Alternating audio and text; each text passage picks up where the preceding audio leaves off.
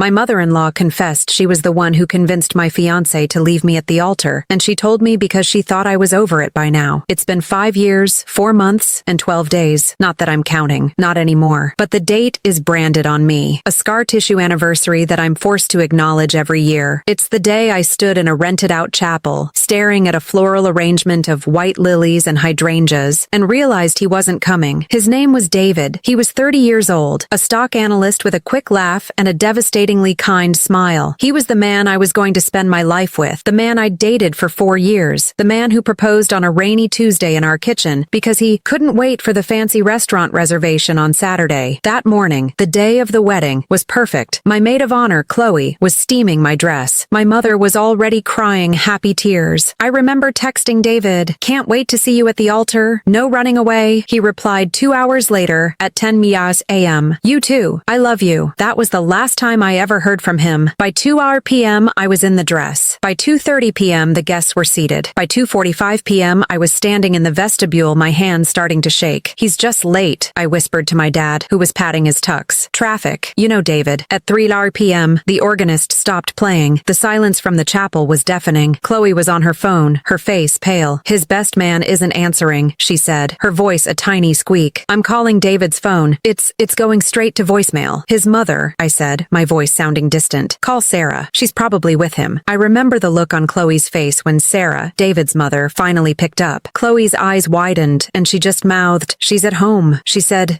she wasn't feeling well and couldn't make it. That was the moment I knew. It wasn't traffic. It wasn't cold feet. This was something else. Something catastrophic. We waited for another 30 minutes. My dad had to go into the chapel and tell 150 people to please enjoy the refreshments as we deal with a small delay. It was 3:45 p.m. when David's best man, Mark, finally showed up. He wasn't in his tux. He was in jeans and a hoodie, and he wouldn't look me in the eye. He handed me a small white envelope. My name was on it, in David's frantic, familiar scrawl. I didn't open it in front of everyone. I walked into the bridal suite, my dress whispering around my ankles, and sat down so hard I felt the zipper groan. Chloe was behind me, her hands over her mouth. The note wasn't a letter. It was 4 sentences. "I can't do this. I'm so sorry, Anna. This is all my fault, not yours. Please don't hate me." But I did hate him. I hated him with a sudden, violent, all-consuming fire that burned away the shock and left only ash. I stood up, walked out of the room, and looked at the crowd of confused, pitying faces in the hall. "He's not coming," I announced. My voice didn't crack. It was cold. "The wedding is off. Please go home." The aftermath was a blur. I call it the rubble. I spent 2 days in bed before Chloe physically dragged me out and forced me to shower. I called David's phone 100 times. Voicemail. I went to his apartment. The doorman, who had known us for years, looked at me with deep pity. "He moved out yesterday, Ms. Anna," he said. 2 guys and a truck. All of it. Gone by 5 p.m. yesterday, the day before the wedding. His family was a stone wall. His father didn't return my calls. His brother blocked my number. And Sarah, his mother, she was the masterpiece. I called her, sobbing, demanding to know where he was, if he was safe. "Oh, Anna, dear," she'd said, her voice dripping with a sickeningly false sympathy. "We're just as devastated as you are. We don't know what got into his head. He's a grown man, and he made his choice. We're just trying to respect his privacy." "Privacy?" I'd shrieked. "He left me at the altar. He abandoned me. What about my privacy?" "Now, Anna, let's not be hysterical," she'd said. "We all have to find a way to move on. I wish you the best, dear. Truly." Click. I was 26 years old, humiliated, heartbroken, and completely, utterly alone. The next year was a fog of therapy, returning wedding gifts and answering the same whispered questions from coworkers. I finally broke. I couldn't walk down the same streets, couldn't go to our old restaurants. I quit my job, broke my lease, and moved 800 miles away. I started over. It took years. Years of crying, years of therapy, years of processing the fact that the man I loved was a coward who didn't have the basic human decency to tell me to my face that he was done. I rebuilt my life, brick by painful brick. I met Ben. Ben is an architect. He's quiet and steady and kind. He's everything David wasn't. He found me at a dog park where his clumsy golden retriever was trying to romance my rescue mutt. He's patient. He listened to my story, all of it. On our 4th date, he didn't flinch. He just held my hand and said, "That man was a fool, and I am very, very grateful for his foolishness." We've been together for 2 years. We're engaged. Our wedding is in 3 months. It's small, small. Just 30 people in the backyard of our new house. It's everything I want. I am happy. I am whole. Or so I thought. Last weekend, I got a call from an old college friend. She told me that David's grandmother, the only member of his family who had ever sent me a private, kind note after the disaster, had passed away. I felt a genuine pang of sadness. She was a lovely woman. The funeral was in my old city, but I was going to be in town for a bridal fitting anyway. I decided, against my better judgment, to go, to pay my respects to her, not for him, not for them, for her. The funeral home was exactly as quiet and full of lilies as I'd expected. I slipped in, sat in the back, and listened to the eulogies. I saw David's father, grayer and thinner. I saw his brother. I did not see David. I felt a small, dark flicker of relief. I planned to leave immediately after, but as I was signing the guest book, I heard her voice. Anna, is that you? Sarah, David's mother. She looked older, but the same. Impeccable black dress, pearls, and that same polite, tight smile. Hello, Sarah, I said, my voice neutral. I am not 26 anymore. I am 31. I am a partner in my firm, and I am not afraid of this woman. My goodness, she said, clutching her teacup. It's been an age. You look wonderful. Healthy. Thank you. You too. I was so sorry to hear about Grandma Rose. She was a wonderful woman. She was, Sarah said, nodding. We stood in that awful, polite silence for a moment. I was already planning my escape route. I heard you're getting married again, she said suddenly. My blood went cold. How did you hear that? Oh, the world is small, dear, she said with a little wave of her hand. A friend of a cousin. I'm so happy for you. Truly. You finally get your happy ending. I'm very happy, I said, my jaw tightening. Now, if you'll excuse me, I need to get going. Of course,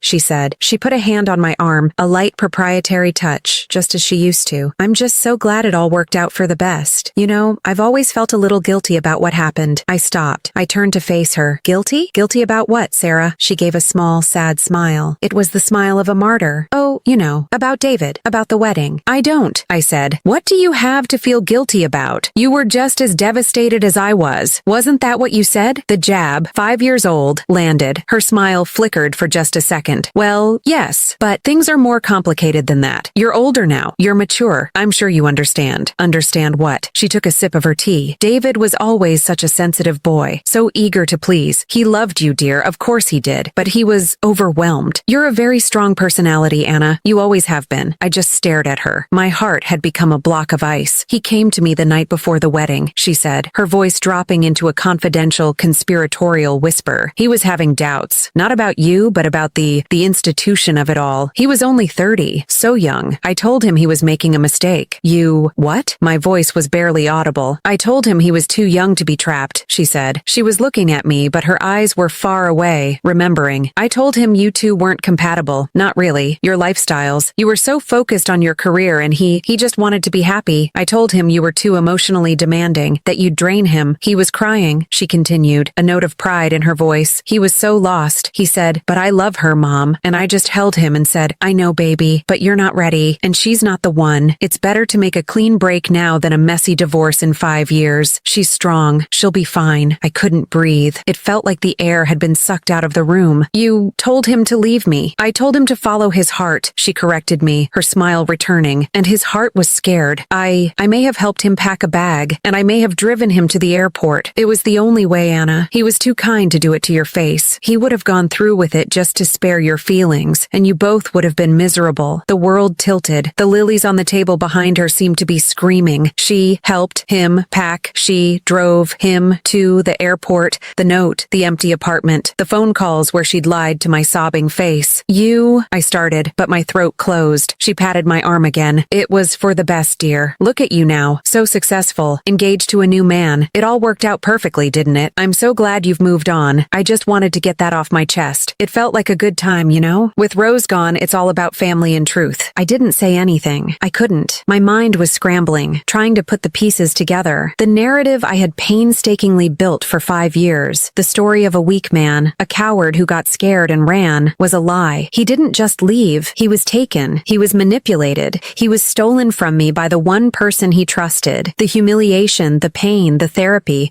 the years of my life I lost to a grief I thought was just bad luck. It wasn't bad luck. It was a plan. It was a choice made by this woman. And I wasn't just collateral damage. I was the target. I looked at her face, her placid, self-satisfied smile, and I felt a rage so cold and so pure it scared me. She didn't just ruin my wedding. She didn't just break my heart. She stole 5 years of my life. She stole my peace. She stole my narrative. And she was confessing it to me like it was a minor traffic violation, expecting absolution. It all worked out for the best, she repeated, smiling. I stared at her for a long, silent 10 seconds. I watched her smile falter, just slightly. I watched her tilt her head, confused as to why I wasn't thanking her, why I wasn't validating her. And then I just walked away. I didn't say goodbye. I didn't cry. I didn't scream. I just turned and walked out of the funeral home into the bright, cold afternoon.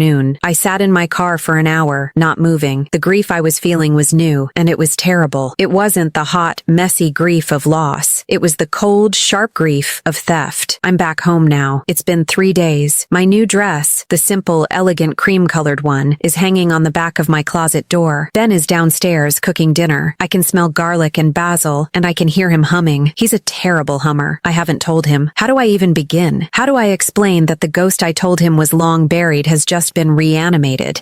Not as a lover, but as a monster? How do I tell him that the truth I've been living with is just a story fabricated by a manipulative sociopath in pearls? I'm grieving all over again. But this time, I'm not grieving David. I'm grieving the malice of it all. I'm grieving the fact that one woman's casual, selfish cruelty was enough to detonate my entire world, and she doesn't even have the decency to be sorry.